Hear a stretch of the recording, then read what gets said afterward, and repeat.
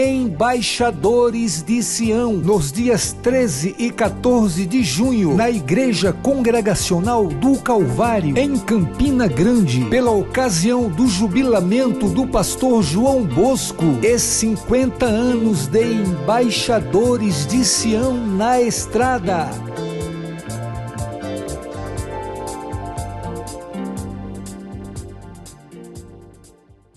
Que bom nos reencontrarmos nessa manhã de quinta-feira, hoje dia 28 de maio. Hoje comemora-se o Dia da Saúde e o Dia do Ceramista.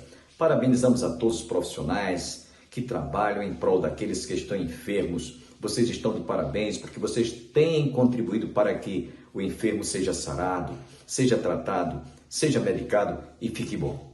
Parabéns a todos os profissionais na área da saúde. Logo mais, ouviremos o pastor Orlando. Ele foi um dos oradores do nosso 26º Simpósio da Família. Você que não compareceu vai ter a oportunidade de ouvi-lo nessa noite falando sobre esse tema muito importante, a família, a célula máter da sociedade. Inclusive, se você desejar participar, o encerramento será no próximo domingo pela manhã na EBD e domingo à noite. E você, ao término deste programa, ouvirá o conjunto coral Roberto Rey de Cali, que no último sábado celebrou 101 anos de ministério de louvor na casa do Senhor. Portanto, que você continue conosco, porque Deus vai falar ao seu coração agora, através do pastor Orlando.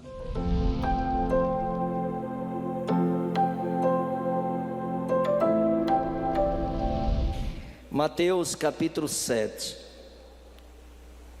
do verso 24 ao 27, nós estaremos lendo esta palavra do Senhor e ministrando. Convido-vos a ficar de pé, porque os irmãos terão todo o tempo depois sentados. A tradução que eu uso, meus irmãos, que está em minhas mãos, é a Nova Almeida atualizada.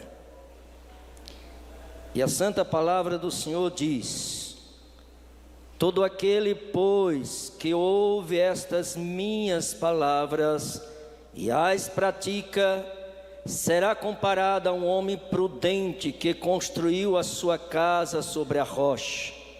Caiu a chuva, transbordaram os rios, sopraram os ventos e bateram com força contra aquela casa, e ela não desabou, porque tinha sido construída sobre a rocha. E todo aquele que ouve estas minhas palavras e não as pratica, será comparado a um homem insensato que construiu a sua casa sobre a areia. Caiu a chuva, transbordaram os rios, sopraram os ventos e bateram com força contra aquela casa, e ela desabou, sendo grande a sua ruína. Vamos orar mais uma vez. Obrigado, Pai, pela oração da tua filha, por mim, juntamente com a igreja. Quero te louvar nesta noite, pelo privilégio e a oportunidade que tenho de ministrar a tua palavra. Seja eu fiel na ministração da tua palavra. Te peço que cada mente, cada coração esteja cativa à mesma, que a tua palavra venha, Senhor, nos edificar, que a tua palavra venha, Senhor, nos renovar, mas que também sejamos confrontados com a tua palavra e no final de tudo sejamos, ó Deus, renovados. Esta é a minha oração, no nome de Jesus, amém. Podeis sentar, queridos. Gostaria de dar um tema nesta noite para estar trabalhando com os irmãos, e é claro que o tema não poderia ser outro a não ser uma casa edificada sobre a rocha. Amados irmãos, vivemos em uma geração em que constrói casa cada vez mais bonitas, mas famílias cada vez mais frágeis, casas equipadas, mas lares vazios, famílias conectadas à internet, mas desconectadas de Deus, Relacionamento moderno, mas sem fundamento espiritual. E o grande problema não está na estrutura, está no alicerce. Jesus encerra esse sermão do monte com uma parábola que não fala sobre luxo, mas fala sobre sobrevivência espiritual. E gostaria, meus irmãos, de estar pensando nesse texto com os irmãos, verso a verso, e trazendo uma aplicação para os nossos dias, para a nossa família, para cada um de nós. Lembrando a todos que o que sustenta uma casa não é o que se vê, é o que está por baixo. Não é a aparência. Não somos atores nem atrizes para vivermos de aparência. A aparência pode ser muito bem maquiada, mas a estrutura é o que importa. É o alicerce, é a base. E eu quero trazer alguns pontos nesta noite. Primeiro, a família sábia não apenas ouve, ela pratica. Perceba o verso 24. Jesus está aqui na conclusão do Sermão do Monte, que começa no capítulo 5 de Mateus, passa pelo capítulo 6, e no capítulo 7 é a conclusão. E alguém com muita sabedoria já disse, e eu concordo, que o Sermão do Monte é uma radiografia espiritual da igreja, de um crente em Cristo. É aquilo que se vê por dentro. E quando Jesus está nesta conclusão, depois de falar sobre orações, depois de falar das bem-aventuranças, depois de falar sobre a porta estreita, larga, enfim, o caminho, ele conclui falando sobre, para mim, algo fundamental sobre família. Ele conclui dizendo: todo aquele, pois, que ouve estas minhas palavras e as pratica, será comparado a um homem prudente que construiu a sua casa sobre a rocha.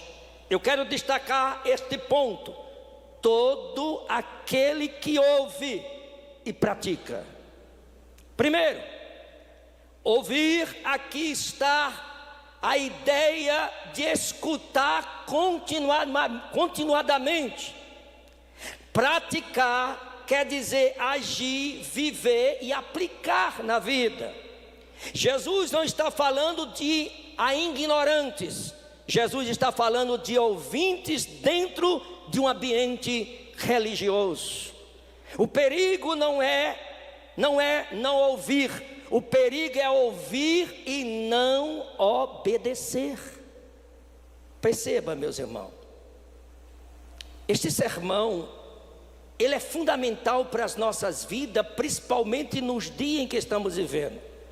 É um mundo carcomido pelo pecado, onde o relativismo tomou conta, aonde muitos mudam de mulheres como se muda de roupas, e que a igreja hoje às vezes está sendo como amordaçada. Não se pode pregar, porque senão alguém não vai gostar. Mas a palavra, ela não muda para o meu capricho. Ou eu mudo, ou ela me quebra. Ela não muda, ela é imutável. Muitos que não têm autoridade de subir no púlpito e ensinar, porque de fato não vivem o que prega. A sua vida é uma destruição. O relativismo tomou conta, e as famílias estão sendo assolapadas. A ideologia de gênero está tomando conta e destruindo quantos lares? Quantos que já têm aquele temor de pregar certas verdades? Mas lembre de uma coisa: passa-se o céu, passa-se a terra, mas a palavra de Deus não vai passar. O guia da igreja, o manual da igreja, não é o que pensa o teólogo fulano de tal, vamos respeitá-lo. O guia da igreja não é o concílio tal, o guia da igreja não é o pastor, o guia da igreja é a palavra de Deus. O que autentica a minha pregação não é a minha oratória, não é o meu conhecimento teológico, é a fidelidade a pregação da palavra de Deus. Qual é uma verdade que nós podemos extrair aqui? Famílias não são destruídas por falta de informação, mas por falta de aplicação. Formação nós temos muito, meus irmãos. No meu ministério como pastor, eu já perdi a conta quantas cerimônias de casamento eu já fiz. Quantas cerimônias. Eu costumo dizer aos nubentes, ao casal, que casamento não é aquela cerimônia muito bonita, tudo muito bem enfeitado. É um ambiente propício para ficar emotivos. Mas casamento é a vida a dois, é o dia a dia. E eu percebo, meus irmãos, que antes de eu fazer uma cerimônia, eu tenho como desejo de sentar com o casal e trazer algumas instruções. E sempre conto isso, que uma das instruções que pediram para eu fazer o casamento não era da igreja, vão fazer. E eu estou lá instruindo a respeito do que diz Gênesis: deixará o homem, pai e mãe, e se unirá à sua mulher, e os dois serão uma só carne. Depois eu fui para 1 Coríntios mostrando que Paulo diz que se uma virgem se casar não tem nenhum problema nisso, porém terão tribulação na carne. Enquanto eu estava ministrando, o rapaz não olhava para mim, era o tempo todo para o lado da moça e tal, e ela dizia: amor, olhe para o pastor que está dizendo. Aí ele dizia: é porque os seus olhos me encantam. Pense no rapaz romântico.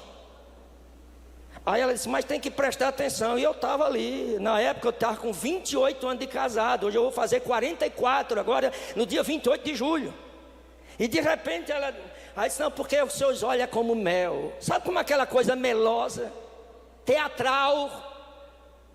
Porque, meus irmãos, eu gosto muito das coisas naturais. Um casal que vive bem, você conhece convivendo sem precisar estar com aquela coisa melosa. E foi para lá e foi para cá. E de repente, quando eu falei nessa parte de problema no relacionamento, aí ele virou para mim e disse: pastor, me desculpe, eu e minha bebê nunca vamos brigar. Que coisa linda, né? Minha bebê.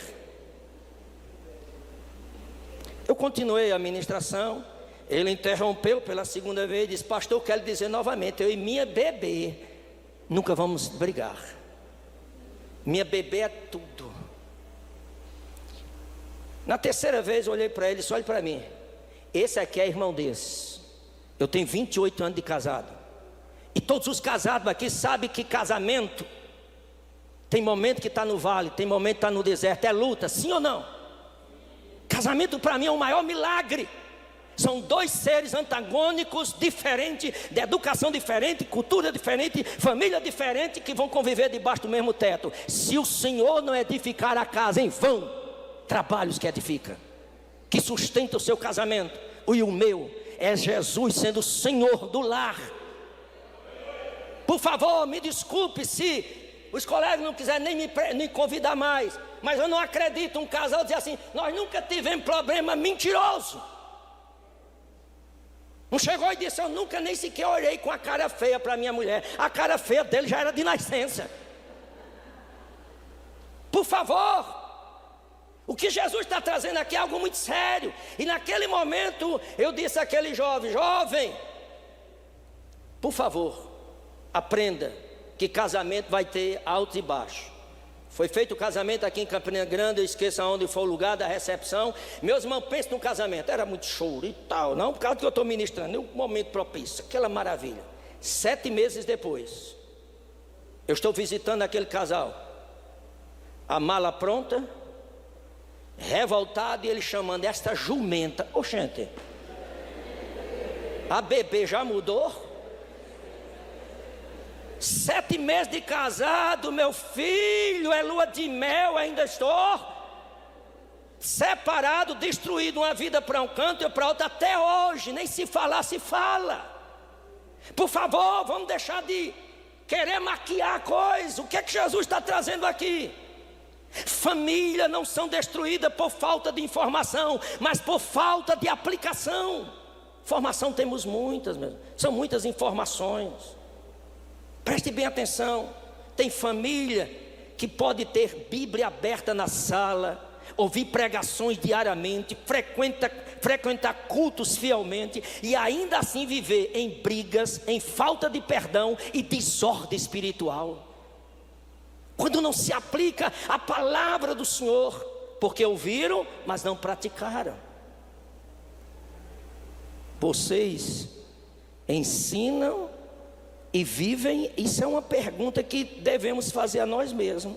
Vocês ensinam e vivem o Evangelho? Casais praticam perdão dentro de casa? Filhos veem Cristo no comportamento dos pais? O maior discipulado acontece dentro de casa.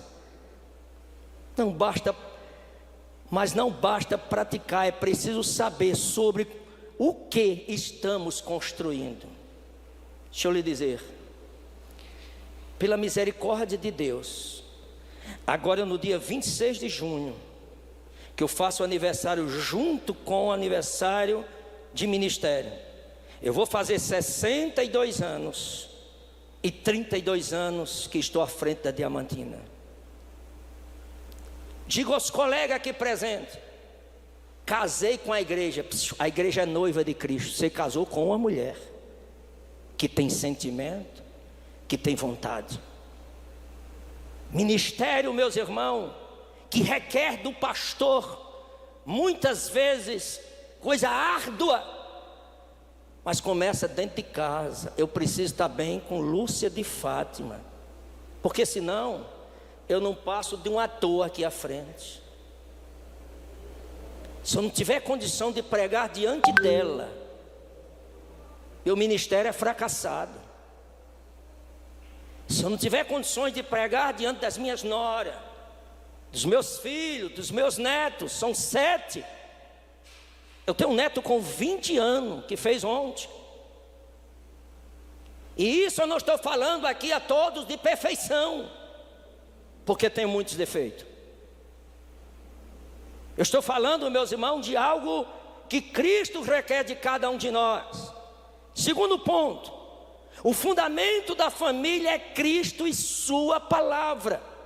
Perceba que ainda no 24, ele fala daquele que ouviu estas minhas palavras e a pratica. É comparado a um homem prudente que edificou a sua casa sobre o quê? Sobre a rocha. Edificou sobre a rocha. Rocha, na Bíblia, representa estabilidade, segurança, permanência. A rocha é Cristo, como Paulo se refere lá em 1 Coríntios 10:4. Sua palavra, Salmo 119, versículo 89. Não é emoção, não é tradição, é verdade eterna. A palavra de Deus é verdade eterna. O que é que me motiva? O que é que lhe motiva a vir ao culto, meus irmãos? Eu tenho ensinado muito a Diamantina isso, preparando. A qualquer momento eu posso estar indo embora. Eu não preparo uma igreja para mim, não. A igreja é de Cristo. Ela deve honrar sim seu pastor, amar seu pastor, mas ela, qualquer um, me desculpa por favor, se você vem ao culto dependendo do pregador, você está em pecado. Se você vem ao culto dependendo do grupo de louvor, você está em pecado. Você tem que vir ao culto por causa de Cristo. É Ele a razão maior de estarmos aqui. O culto é cristocêntrico. Eu sou e devo ser apaixonado por esse Cristo. Quem era eu? Eu sou aqui de Genipapo, meus irmãos. Eu nunca pedi na vida para ser pastor, mas eu sou pastor com convicção. Quando eu olho para mim, um matuto ali que saiu, o que Deus tem feito na verdade, meus irmãos, eu só tenho que glorificar Ele. Eu sou sincero com os irmãos. Se eu fosse Deus, eu não me escolhia. Eu não sei porque Ele me escolheu, mas uma coisa eu sei: Ele é bom e eu sou apaixonado por Ele. Se Ele é a minha rocha. Eu me casei, meus irmãos, com 18 anos, com esta jovem que eu conheci vendendo farinha e feijão aqui na feira central de Campina Grande. Muitos não acreditavam. Era um moleque, 18 anos, sem instruções, tinha nada, porque o que sustenta casamento não são bens, isso é importante, mas não é isso. O que sustenta casamento não é beleza. Olha o tempo passando, pé de galinha, cabelos brancos, a barriga cresce, é tanta coisa. O que é que motiva a você o seu casamento? Então presta atenção nisso. Famílias firmes são construídas sobre princípios eternos, não sentimentos momentâneos.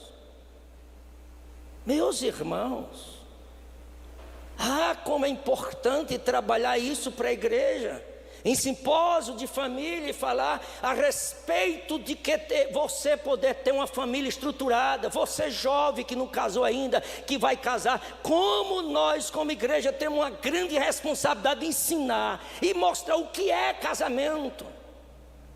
Não são sentimentos momentâneos, não é esta simplesmente euforia da carne, que isso faz parte, mas não é só isso, não, por favor.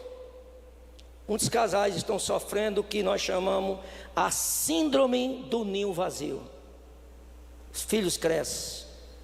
O meu caçula hoje está com 39 anos. Hoje estava tudo lá em casa, uma turma, almoço do Dia das Mães. Vamos embora tudinho, fica eu e ela. Casal que não aprenderam a ficar junto, a conversar, a dialogar.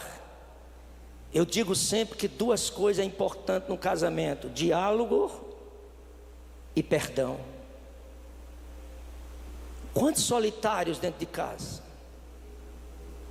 Quantos que não têm prazer de andar com a sua companheira ou com seu companheiro, vice-versa?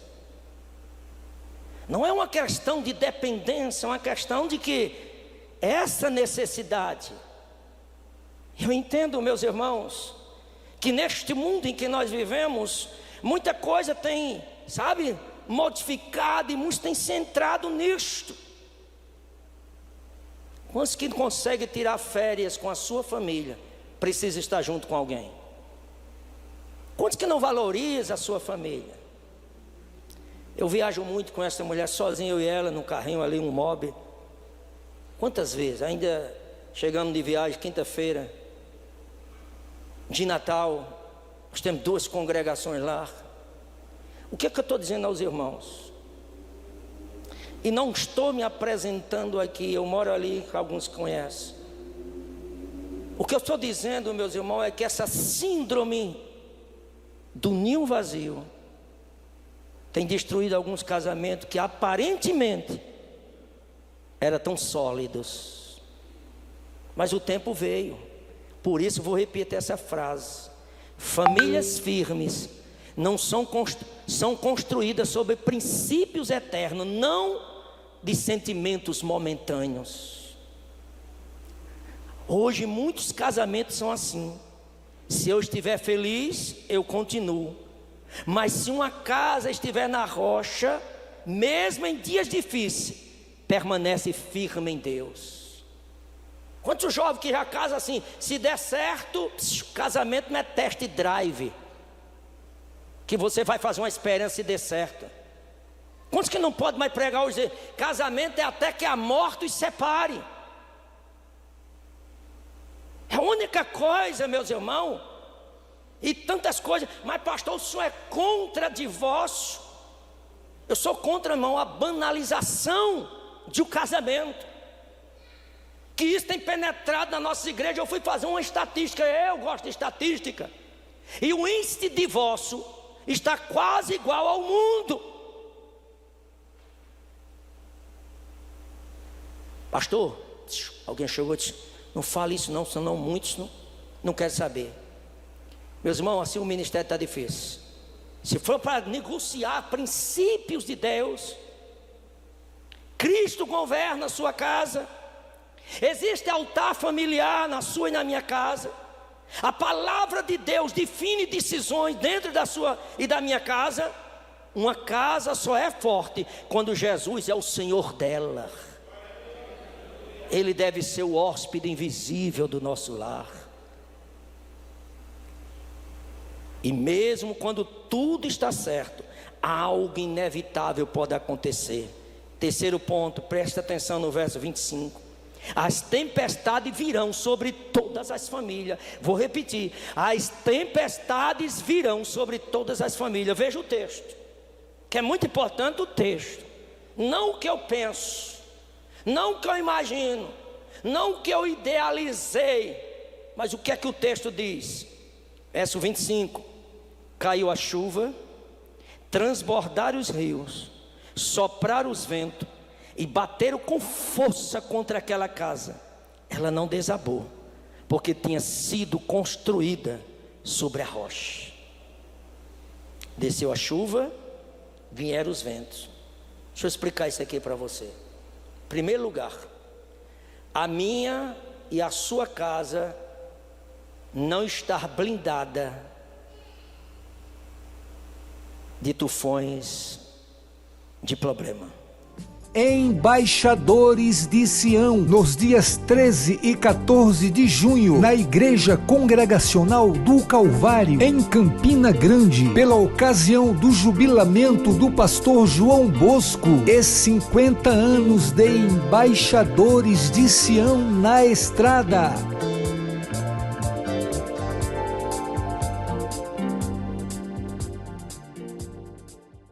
Amanhã você está convidado a continuar conosco para ouvir outra vez o pastor Orlando.